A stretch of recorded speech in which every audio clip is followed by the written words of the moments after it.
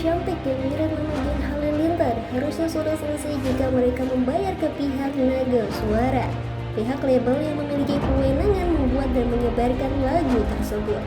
Putusan itu sendiri ditetapkan Mahkamah Agung pada tingkat kasasi tertanggal Desember 2021. Gen Halilintar dituding sengaja mengulur waktu pembayaran. Benarkah demikian? Simak video selanjutnya. Pada Menteri untuk memberikan statement, waktu dan tempat dipersilakan.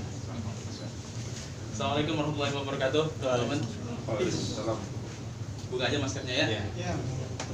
Terima kasih teman-teman media yang sudah hadir pada sore hari ini. Alhamdulillah kita diberikan kesehatan. Dan kali ini mungkin saya mewakili daripada manajemen Gen Halilintar yang mungkin beberapa kali ya waktu-waktu dekat ini banyaklah perbincangan ya terkait isu-isu terkait pelanggaran hak cipta Gen Halilintar. Jadi yang digugat ya oleh PT Naga Suara dan pencipta lagu tentang lagu Lagi Cantik. Nah, dalam kaitannya, dalam hal ini saya mewakili manajemen yang memang kebetulan penanggung jawab dalam proses pembuatan konten itu adalah saya pribadi gitu ya, tidak terkait dengan keluarga, apalagi terkait dengan bapak ibu selaku penanggung jawab gitu. Nah, ini yang perlu kita sampaikan dan sudah menjadi publikasi umum gitu ya, bahwa masalah ini sudah masuk dalam perkara gugatan di tingkat PN, kemudian di kasasi, dan alhamdulillah di tingkat pertama dan tingkat kasasi alhamdulillah gitu ya dimenangkan Gen Halilintar gitu, karena terkait pelanggaran mungkin dalam hal ini kami pun didampingi oleh ahli Pak Suyat Margono menyampaikan nanti detail gitu ya bagaimana sih pelanggaran hak ciptanya, apakah ada pelanggaran atau tidak. Dan sampai hari ini juga putusannya sudah menjadi PK, yaitu peninjauan kembali, yang di situ Gen Halilintar juga ada diberlakukannya ganti rugi ataupun juga dikenakan hak moralnya gitu. Nah, itu nanti mungkin dijelaskan oleh Pak Suyut. Tapi dalam hal ini mungkin saya selaku manajemen, bagaimana sikap manajemen dalam keputusan PK? Ya tentunya ini sudah menjadi putusan PK yang kami hormati, kami hargai putusan itu. Tetapi bagi kami selaku content creator gitu ya, yang notabene adalah anak-anak gitu ya, yang mencoba ingin berkreativitas, membuat karya gitu sebagai anak bangsa gitu di platform-platform sosial media, tentunya ini kan wajib perlu kita dukung gitu ya. Jangan sampai teman-teman content creator lain juga akhirnya jadi redup gitu, akhirnya jadi takut gitu. Padahal mungkin di pembahasan yang kemarin tuh yang podcastnya sama Bang Atta juga dijelaskan oleh Pak Suyut bahwa pengcover lagu juga punya right sendiri gitu. Nah, terkait itu pula content creator di platform juga sudah juga memberikan haknya terkait monetisasi daripada copyright di platform, khususnya platform YouTube. Nah, itu teman-teman juga semua pada tahu gitu ya, bahwa kalau udah kita bikin konten, baik itu musik, video atau apapun, pasti kena copyright. Jadi hak royalti apapun sudah diatur oleh sistem itu. Nah, mungkin itu yang sebagai pengantar dari manajemen. Dalam hal ini saya mewakili baik itu keluarga atau manajemen. Yang mohon maaf mungkin dalam kewakilan keluarga juga Bang Atta, Bang Torik tidak bisa hadir. Dan alhamdulillah kemarin sudah kita lakukan podcast juga sebagai bagian daripada edukasi buat masyarakat ya, supaya masyarakat juga tahu gitu ya, karena banyak hal mungkin kita orang awam umumnya ya, karena memang awal daripada problem ini adalah ketidaktahuan, keawaman kita gitu ya, karena content creator, youtuber dulu lagi rame bikin lagu, yuk kita bikin lagu gitu, terus subscriber pada komen bikin lagu dong gitu, cover lagu dong gitu. Akhirnya itu yang akhirnya kita belum tahu gitu. Tetapi kan dalam sistem YouTube sudah diatur terkait monetisasi, terkait copyright, terkait hak royalti, itu larinya kemana, dan itu sudah kita kasih pernyataan juga di waktu di tingkat PN. Jadi itu mungkin yang perlu kami sampaikan kepada teman-teman media lebih jelasnya. Yang jelas kalau dari pihak kami harapannya mudah-mudahan case ini jadi pembelajaran buat kita semua. Yang kedua, mudah-mudahan ini bagian daripada upaya ya, meminta lah ya, kita mengharap rasa keadilan gitu ya bagi content creator. Dalam hal ini ingin gitu, sebetulnya ingin terus gitu membuat kreativitas yang buat masyarakat terhibur, buat juga akhirnya memunculkan kreativitas lain yang itu mudah-mudahan gitu ya, harapan kita dengan adanya kasus ini menjadi pembelajaran sekaligus juga menjadi apa ya, penguat sekaligus buat kita semua untuk terus berkreasi, jangan sampai ini jadi malahan kreativitas jadi mati gitu. Nah itu mungkin secara dari perwakilan manajemen menyampaikan kepada teman-teman. Kurang lebih mohon maaf Mas Sofi, terima kasih. Assalamualaikum warahmatullahi wabarakatuh. Waalaikumsalam warahmatullahi wabarakatuh. Terima kasih Mas Ji. Siap. Selanjutnya mungkin dari Pak Suyud, ada tambahan? Waktu dan tempat dipersilakan. Assalamualaikum warahmatullahi wabarakatuh. Kita semua, selamat sore teman-teman media hadiri acara ini. Ya, saya langsung saja bahwa saya mengikuti, nama saya Suyud Margono. Saya mengikuti kasus ini karena sejak awal saya mendampingi sebagai ahli pada saat ada gugatan dan posisinya sebagai tergugat waktu itu. Dan dalam perkembangannya kami bisa mengikuti sampai proses putusan pengadilan niaga. Akhirnya gugatan itu ditolak karena sesungguhnya kalau lihat substansi gugatannya adalah kabur ya, karena harus membuat suatu penilaian pelanggaran dan selanjutnya pula di putusan kasasi tadi disampaikan oleh manajemen itu juga gugatan tolak atau pemohon kasasi ditolak. Saya tidak mengikuti proses selanjutnya dan ketika mendengar kabar ada putusan peninjauan kembali, ya padahal kalau kita lihat putusan peninjauan kembali itu pasti diperiksa, artinya dieksaminasi sejak gugatan awal sampai kasasi. Dan luar biasa putusannya yaitu mengabulkan pemohon kasasi. Nah, dari saya ini cukup luar biasa karena sebetulnya untuk perkara kekayaan intelektual itu juga mengacu pada hukum acara ya, memang harus ada bukti baru. Jadi tidak sekedar kekeliruan atau kekilapan majelis dalam pengadilan niaga ataupun kasasi untuk perihal kekeliruan ataupun kekilapan dalam menerapkan hukumnya. Hukumnya ini adalah hukum hak cipta. Dan apabila dilihat sebetulnya secara umum perkara ini adalah gugatan atas suatu pelanggaran, ya, pelanggaran kekayaan intelektual dalam ini ciptaan yang sudah rilis ke publik dan ada kegiatan pengcoveran yang juga itu merupakan karya fiksasi baru, ya. Dan juga faktanya sudah ada monetisasi dari ciptaan yang sudah rilis tersebut dan baru kemudian ada gugatan. Nah, bila dilihat sebetulnya monetisasi di sini adalah bagian dari sistem yang ada sekarang melalui platform yang ada sekarang yaitu YouTube.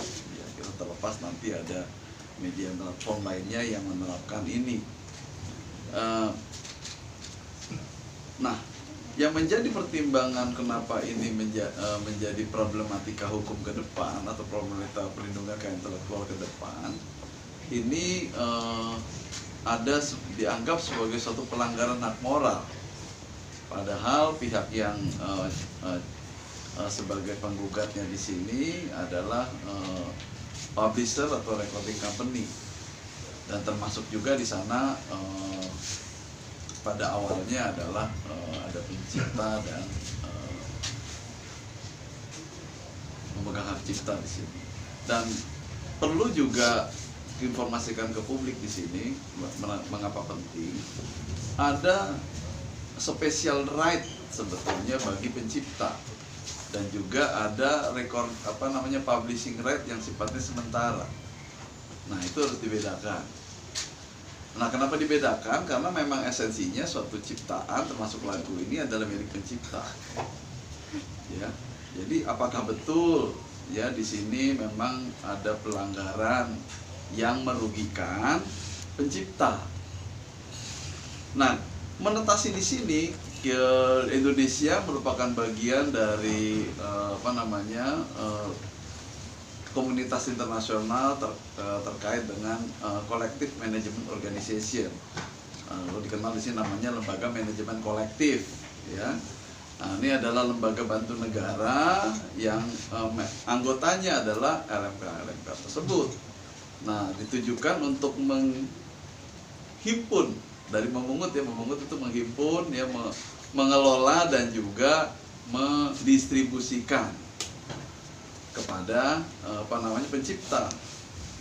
Nah, artinya secara sistem di sini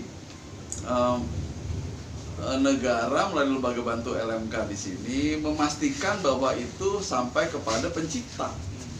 Karena pencipta itu adalah kalau dia ada dia lagunya rilis oleh suatu publisher, ya, publishernya juga anggota dari LMK tersebut. Nah, ini mendapatkan keuntungan dari monetisasi melalui platform ini. Dan jadi menurut kami ini perlu diuji kembali perihal terkait putusan PK tersebut.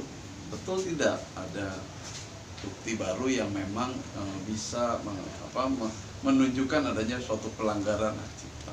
Nah, pelanggaran hak cipta ini dalam undang-undang juga, kecuali pembajakan, dia harus diupayakan mediasi lebih dahulu atau diselesaikan melalui alternatif penyelesaian sengketa.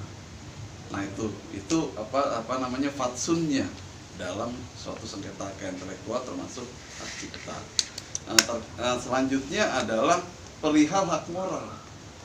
Nah, hak moral ini betul tidak memang ini nanti akan kembali kepada kembali kepada pencipta. Nah, kepentingan kami di sini untuk memberikan informasi secukupnya bahwa apakah nanti adanya putusan ini akan dikembalikan kepada pencipta. Karena ini bukan masalah ini nanti menang pada satu sisi, kalah pada satu sisi. Apakah nanti akan dikembalikan kepada pencipta. Dan yang terakhir adalah apabila ini nanti putusan PK ini menjadi suatu jurisprudensi, akan berdampak luas bagi konten kreator. Karena kegiatan pengcoveran itu sudah menjadi day-to-day activity dan juga mempengaruhi mempengaruhi dan berdampak juga kepada keuntungan semua pihak. Saya kira itu dari saya.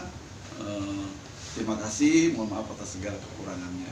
Saya kembalikan waktu ke moderator. Terima kasih Pak Suyud. Assalamualaikum warahmatullahi wabarakatuh. Selanjutnya kita masuk ke sesi tanya jawab. Untuk rekan-rekan media mungkin ada pertanyaan yang meliputi seputar tema kita pada sore hari ini, ya.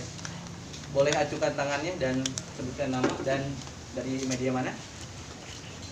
Oke, silakan teman-teman media.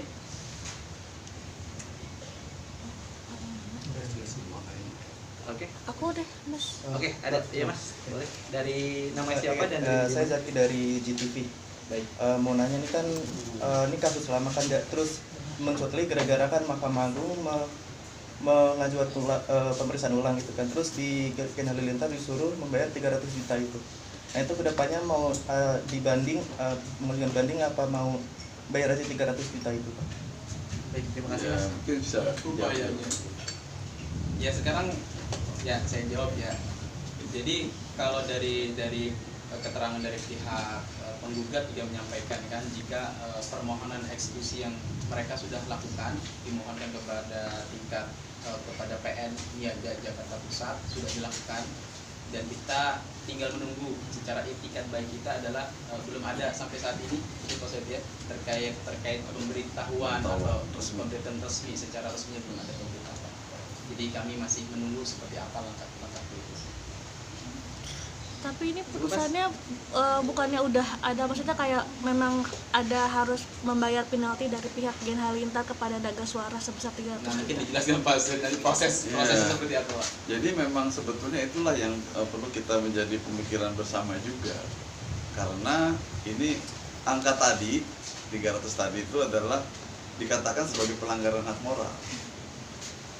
Apakah waktu dulu kalau dieksaminasi kan dulu gugatan di pengadilan niaga perkara waktu di tingkat pertama tersebut ada nggak permohonan atas pelanggaran hak moral tersebut?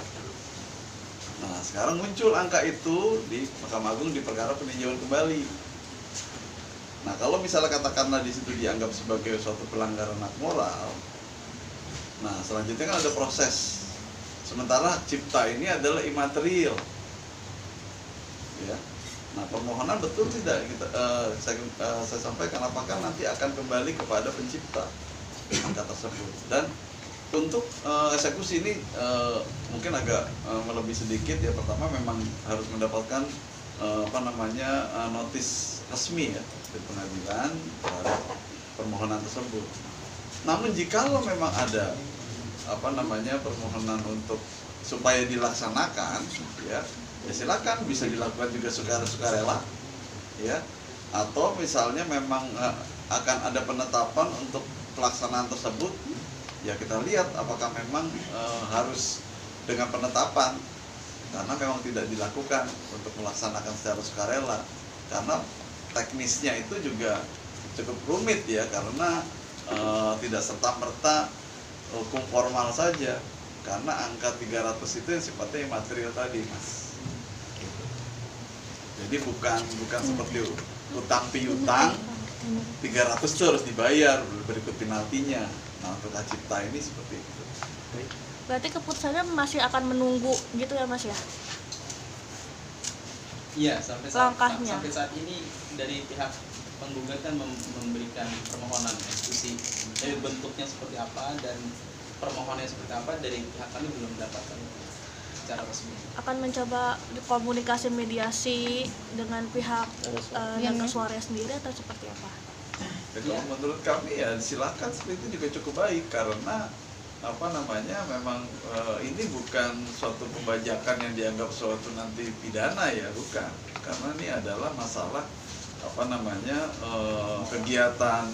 kegiatan penggandaan yang melalui mekanisme pengalihwujudan pengcoveran ya, yang juga sebetulnya sudah ada monetisasinya ya karena dengan adanya sistem ini sebetulnya juga sudah dinikmati. Jadi itulah yang akhirnya gugatan pelanggarannya itu tidak bisa dilakukan ya. Jadi sistem monetasi di sini memberikan juga ada keuntungan baik si pencipta asli ya, sebetulnya juga ada buat publisher dan apalagi untuk si content creator. Berarti sederhananya dengan adanya cover yang dirilis sama Gen Halilintar ini turut memberikan kontribusi kepada pihak Naga Suara atau publisher dan penciptanya seperti itu. Itu otomatis. Jadi kan automatically kan kalau memang kita membuat konten di YouTube ya kan otomatis kita kan dapat copyright. Nah copyright itu kan secara pengaturannya udah dibuat. Nah itu biasanya kena copyright oleh siapa? Oleh LMK-nya. Nah LMK ini kan yang mengkolek cover-cover itu. Nah LMK itu punya kuasa dari publisher. Nah publisher itu ada pencipta di situ juga. Jadi otomatis itu diatur pasti mendapatkan semuanya. Nah sedangkan yang pengcover tentunya kan teman-teman pasti tahu gitu, jadi tidak mendapatkan apa-apa. Sama sekali tidak ada. Ya kan otomatis kan, walaupun kalau di YouTube mungkin 15 detik lagu doang gitu langsung kan otomatis. Yang tadinya hijau bisa jadi kuning. Baik, Mas, teman-teman media. Cukup? Ada lagi Tapi sebelumnya pertanyaan? saat mengcover Sudah dari mana Mas? Iya, saya Nama? dari Hotshot. Ya. Sebelum mengcover ini sudah ada izin atau komunikasi Iya. mengcover lagu tersebut.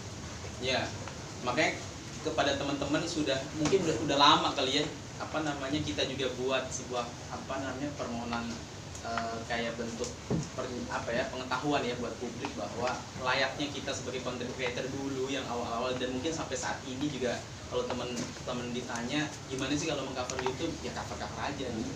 Lu kalau mau mengcover di Instagram ada Instastory, ya cover aja gitu. Jadi masih keawaman kita waktu itu belum mengerti tentang bagaimana sistem izin, dan ternyata memang sistem izin yang sekarang era digital ya by permission on system gitu. Lu ketika mau upload pasti on off-nya udah di sistem udah ketahuan gitu. Nah, itulah bagian daripada copyright gitu. Nah, itulah yang dimaksudkan izin secara digital tuh di situ. Jadi sudah ada copyright notice yang sebetulnya ini content creator. Ya. Dan kecuali kita pun dalam posisi tidak mengkomersialkan itu. Hak betul-betul murni kita pure sebagai content creator mau berkreativitas atas dasar untuk menghibur, untuk berkreativitas gitu sebagai anak-anak bangsa Indonesia. Oke, Dan segera tambahan saja dari saya ya, itu sebetulnya kalau dikatakan sebagai pelanggaran hak moral, berarti kan pelanggaran hak moral itu kan terkait dengan apakah betul memang mengganti secara substansi isi lagu tersebut. Misalnya dibuat potong-potongan, ya. Nadanya sama. Ada lirik yang tidak substansial. Tapi apakah ditanya kepada pencipta? Hak moral itu tanya kepada pencipta. Ditanya kepada pencipta, ada nggak pelanggaran yang memang mengganggu kepentingan yang wajar dari pencipta atau oleh waris atau ahli waris? Kecuali diganggu, kecuali misalnya dicontohkan misalnya tidak musik sama, dibikin gambarnya dibikin rusak. Seperti kita lihat gambar misalnya gambar Cleopatra atau gambar Mona Lisa. Seperti itu. Jadi sepanjang tidak mengganggu kepentingan yang wajar, itu tidak melanggar hak. Tapi baik, aku satu lagi tanya. Oke, Mbak, dari mana? Nama dan Aku Vero dari Silet. Mau ada 2 pertanyaan. Yang pertama, tadi kan dikatakan sempat ada PK. Sebelum PK dilaksanakan, apakah ada mediasi sebelumnya dan apa hasil mediasinya, mengapa tidak ditemukan titik temu? Dan pertanyaan kedua, mengenai kasus ini sendiri, Gen Halilintar, apakah ada kendala mengapa tidak ikut serta untuk datang dan menyelesaikan hal ini, datang ke Indonesia? Terima kasih. Mungkin manajemen ya. Yang pertama mungkin Mas Zid, proses Iya. mediasinya. Jadi kalau dari mbaknya Mbak ya menyampaikan seperti itu, memang pernah sih kita mengkomunikasikan itu. Jadi dalam hal ini Gen Halter selalu beritikad baik gitu dari awal case ini datang, kemudian kita sampaikan baik-baik, anak-anak datang sampai ke kantornya gitu. Mungkin teman-teman sudah tahu kan bagaimana proses datang semuanya gitu. Bahkan sampai anak-anak kecil, semua anak-anak kahtan sampai ikut serta duduk di sana. Kemudian kita mau sowan juga kepada pihak penggugat seperti apa gitu, karena basically anak-anak ya sebagai anak-anak gitu kan.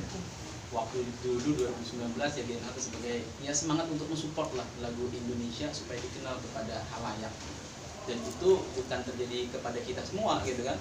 Banyak juga orang yang lebih memparodikan dengan bahasa daerah, dengan bahasa Superman, superhero gitu, dan banyak sekali. Dan itu sempat kita lakukan. Sampai kemudian kita pun kan waktu masih traveling pun nggak tahu waktu itu sidang tiba-tiba udah sidang kelima tiba-tiba sudah jadwal kehadiran ahli. Jadi akhirnya kita hadapi gitu kan dengan baik, kita sampaikan kepada pihak majelis, sampailah kepada tingkat kasasi gitu. Alhamdulillahnya kan ditolak statusnya, kemudian di kasasi juga seperti itu, dan kemudian di PK setelah kasasi sempat kita ada komunikasi gitu. Tapi ya komunikasi kan ada sesuatu yang mungkin dalam hal ini ya belum kita temu titiknya ya, ada yang mungkin kita nggak sanggupi gitu ya, yang mungkin yang itu kita sampaikan gitu. Tapi akhirnya kan ya kita mengikuti proses itu sampai sekarang gitu. Terkait anak-anak semua ya, karena memang sekarang lagi ada edisi keluar negeri. Di keluar negeri itu ada perform, ada undang dan lain sebagainya. Ya mohon maaf kepada teman-teman, dalam hal ini saya yang mewakili gitu ya, mewakili Bang Atta, mewakili anak-anak yang lain. Kemudian juga Bang Atta lagi ada kesibukan, jadi mudah-mudahan ini jadi jalan buat penyampaian supaya kepada teman-teman tidak menunggu-nunggu kan beritanya gitu. kurang lebih. Tapi dari Gen Halilintarnya sendiri belum bisa ke Indonesia bukan karena ada satu dan lain halangan ya? Oke, terima kasih. Jadi Mbak. alasannya kenapa Mas? Apa? Alasannya mungkin Iya, masih banyak kontrak kerjasama yang dalam hal ini sebetulnya anak-anak mewakili Indonesia jadi channel speech untuk apa namanya content creator ada yang kemarin di Dubai, di Turki, kemudian undangan daripada tourism, karena memang sekarang alhamdulillah Pak Suyud content creator Indonesia itu dipandang oleh dunia gitu sebagai apa namanya ya contoh gitu ya perkembangan digitalisasi di beberapa negara. Ini jadi presiden kalau nanti ini ya nggak usah pelanggaran HAM. Iya, kurang lebih gitu Mbak. Tapi kalau Oke. untuk LMKM-nya sendiri sudah didistribusikan royaltinya. Nah, Jadi gimana? kan kalau sudah menikmati belum? Ya harusnya kalau misalnya Otomatis ya? otomatis menikmati, Mas. Otomatis. Ya, otomatis. Karena kalau sistem copyright ya otomatis kita juga nggak tahu juga kan, karena nggak masuk kepada kita.